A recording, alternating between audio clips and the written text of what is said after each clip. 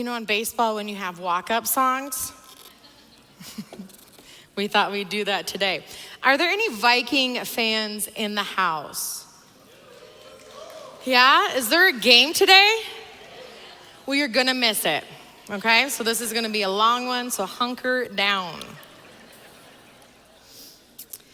Well, we have been in Genesis learning about what's lost in translation, looking through different types of windows to kind of see how God is revealing God's self in these stories that we know so much about. Well, we are not in Genesis today.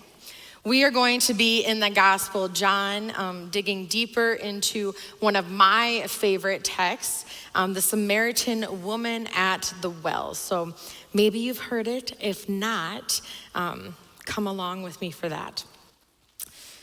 So who am I?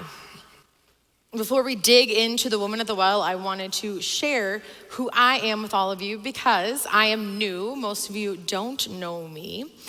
And so I grew up in a small town in Iowa called Manly. And it was made famous by Jay Leno during his headline segment. Does anybody remember the headline segment during Jay Leno? Some people? So maybe you remember this one. It was Manly Man Marries Fertile Woman. Fertile was another town in Iowa, which I've heard that you guys have one here in Minnesota as well. But I grew up in a Lutheran church where my mother worked and still works, and I was very active in the youth ministry scene there. Some because of my youth director, but mostly because since my mom worked there, she volunteered me for everything. And so I quickly viewed that ministry was more of a hobby, something that I do to give back to my church or my community. And I went through a period of time where I wanted to be a music therapist, and then I switched to social work, and then ended up landing a job out of college as a youth director at a church in Minneapolis. And through that, then I realized maybe I should go on to seminary to become a pastor. And I think back on that time and how much my identity and who I am has changed within myself and within society. How I'm being viewed differently at each stage and have been given different types of labels throughout. And how my identity personally has changed too since then. I started off as a daughter, a friend, a sister, and I transitioned to a spouse, a mother, an aunt. And I think about how different times it's hard to live into those identities that we're given 100% of the time. I don't always get to devote as much time as I used to being a good friend because I'm with my family and have to take care of them, and vice versa. But what I've learned over that time and from the woman at the well is that my identity is leaning into the only one that really matters. The only one that God gives me, that God sees me as, that God calls me to be. So let's hear about this woman at the well. There's a Samaritan woman that in the middle of the day, she decides to go get water at a well. And so she walks in this scorching hot sun in the desert. And when she gets to this well, she sees a man, Jesus, sitting at this well. And the first thing he says to her is, "Give me a drink." And the woman says, "How is it that you, a Jew, is asking for a drink of me, a Samaritan woman?" And then he tells her this whole thing about how he's going to give her this life-giving water, and it will never ever run dry, and it will continue to spring up and give her life. And then she goes on to say that she can't have this because she has all of these husbands and all of these, and so how could she have had something so great from him? And then he says, "Yes, I know that you've had that, and the person that you're living with now is not your husband, but what I tell you is that I am the Messiah, and I offer you this water." And so then her, overjoyed, leaves her water jug and she runs back to her village and she tells everybody that says, this guy has told me everything I've ever done in my entire life and he's giving me this water. Could he be the Messiah? And so then she invites the entire village to come and see of this man that has done these great things in her life. And so I think there's a problem with the way that we normally give towards interpreting this text. The problem isn't with the narrative itself, but it's more about how people have taught or even preached about this central character. And for too long, people have focused and preached on this passage saying that the woman at the well was being sensuous, promiscuous, unchaste, and immoral. And in some sermons I've heard, she has been described quite explicitly as a prostitute, a fallen woman, a harlot. And the grace of the story in that version is the good news resided in nothing more than Jesus' shocking condescension. God even forgives the sin of such a woman. However, this text is very clear that nowhere in this narrative is the Samaritan woman described as promiscuous. Nowhere does Jesus call her a sinner or tell her to go and sin no more. You have been made clean. This is not a story about morality. It's not a story about Jesus liberating a woman from her sinful, intimate bedroom life. It's a story about Jesus revealing himself as the Messiah to a fellow human being in whom he sees genuine spiritual hunger. So let's begin with that version of the story. As theologian Barbara Brown Taylor points out, Jesus' dialogue with the woman at the well is the longest recorded conversation in the New Testament. He talks to the Samaritan woman longer than he talks to his disciples, longer than he talks to his accusers or even his own family members. Moreover, she is the first person to whom Jesus reveals his true identity in John's gospel. And this might be the most compelling fact of all. She is the first believer in any of the gospels to straightaway become an evangelist and bring her entire village to the saving knowledge of Jesus. So much for a fallen woman. And notice the grace that is happening in places where we don't expect in this text, particularly finding tremendous good news in the way that Jesus engages with her. Good news that you too can carry into your own faith life. So Jesus, he breaks the rules to interact with her. By the time Jesus meets the woman at the well, the hostility between the Jews and the Samaritans is ancient, entrenched, and very bitter. The two groups disagree about pretty much everything that matters: how to honor God, how to interpret scriptures, and how and where to worship. And they practice their faith in separate temples, and they read different versions of the Torah and avoid social interaction with each other whenever possible. So truth be told, these people hate each other's guts. And the Samaritan is a woman. And it's not customary or appropriate for Jesus, a Jewish man, to converse with a Samaritan, let alone a Samaritan woman. And he even asks her for a drink. That's the sort of thing that's just never done. And so to put it in this contemporary language, the Samaritan woman is this other, the alien, the heretic, the stranger, the foreigner, and she represents all of the boundaries that must not be transgressed in the religious life. All the spiritual taboos that must never be broken. But Jesus transgresses and breaks all of them anyways.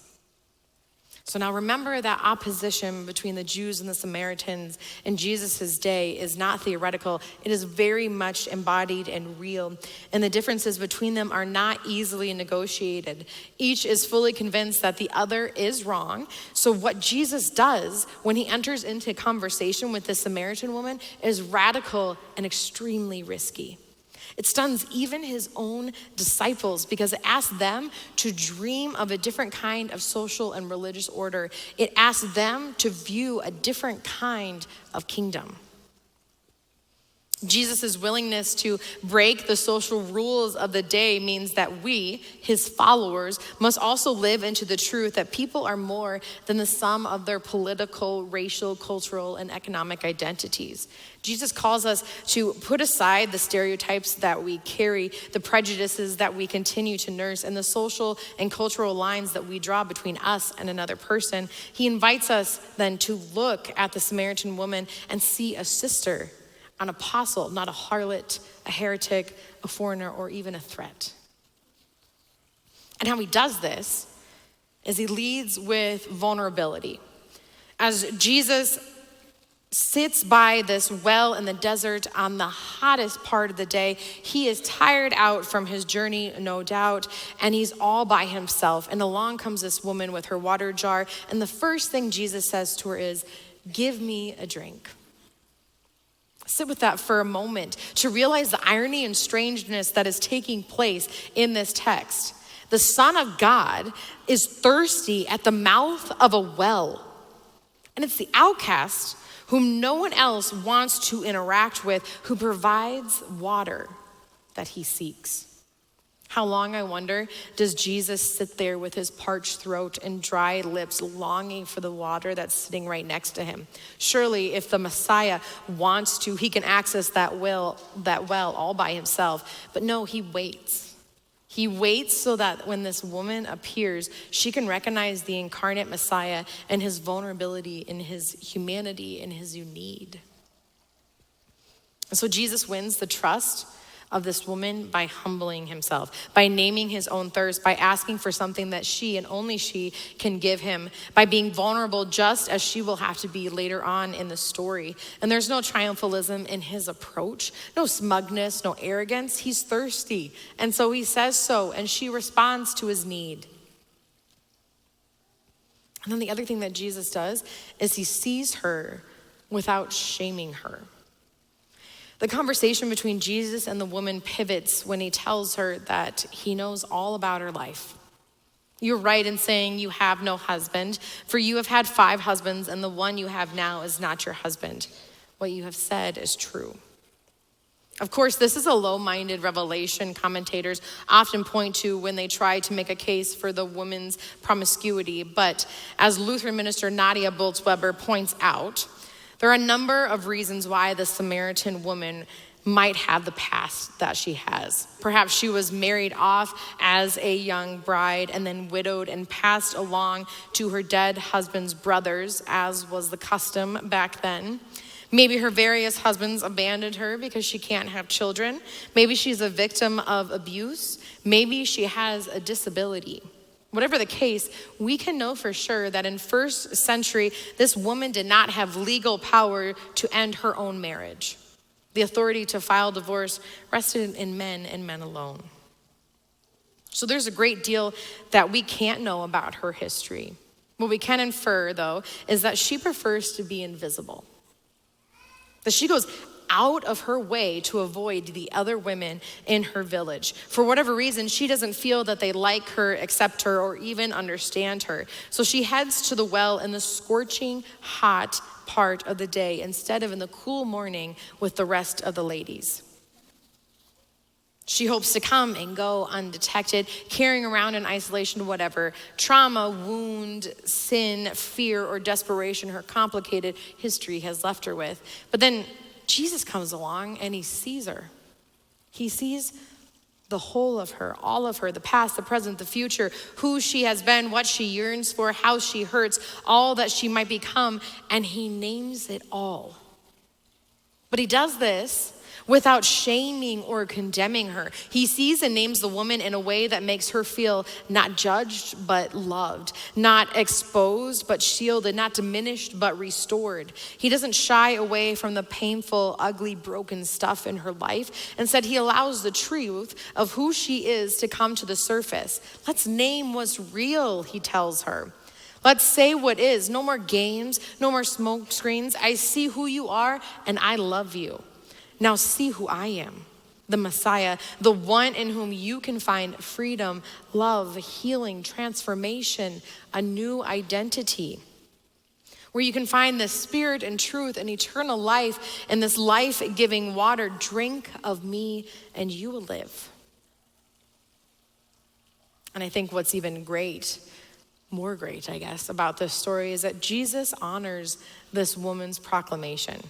When Jesus tells the Samaritan woman who he is, she leaves her water jar at the well, runs back to her city, and says, "Come and see a man who has told me everything I've ever done. He cannot be the Messiah, can he?" There's so much to love about that moment. I love in her excitement that she forgets all about her water jar. I love that her sudden need to share the good news overwhelms her desire to remain anonymous and invisible. I love that her history, once the source of pain and secrecy, becomes this evidence she uses to proclaim Jesus' identity.